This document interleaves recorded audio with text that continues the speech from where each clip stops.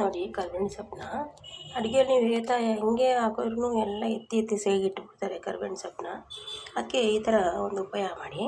ಈ ಥರ ಕರ್ಬೇವಿನ ಸೊಪ್ಪನ್ನೆಲ್ಲ ಈ ಥರ ಒಣಗಿಸ್ಕೊಬಿಡಿ. ನೆರಳಲ್ಲಾದರೂ ಸರಿ, ಬಿಸಿಲಲ್ಲಾದರೂ ಸರಿ, ಈ ಥರ ಗರಿಗರಿಯಾಗಿ ಎಲ್ಲ ಒಣಗಿಸ್ಕೊಬಿಡಿ.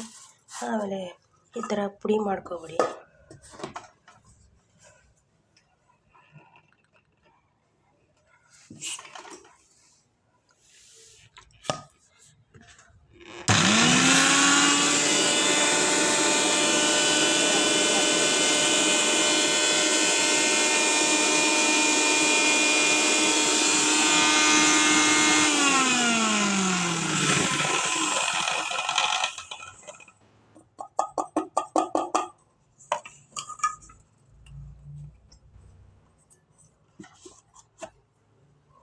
ನೋಡಿ ಈ ಥರ ಎಲ್ಲ ಪುಡಿ ಮಾಡ್ಕೊಬಿಡಿ.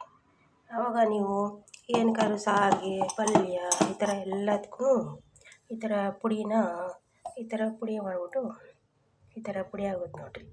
ಆವಾಗ ಯಾರು ಎತ್ತಿ ಬಿಸಾಕ್ಲಿಕ್ಕಾಗಲ್ಲ. ಈ ಥರ ಪೌಡ್ರ್ ಮಾಡ್ಕೊಂಬಿಟ್ರೆ ಆರಾಮ್ಸೆ ಎಲ್ಲರೂ ಎತ್ತಿ ಸೈಡ್ಗಿಡಲ್ಲ.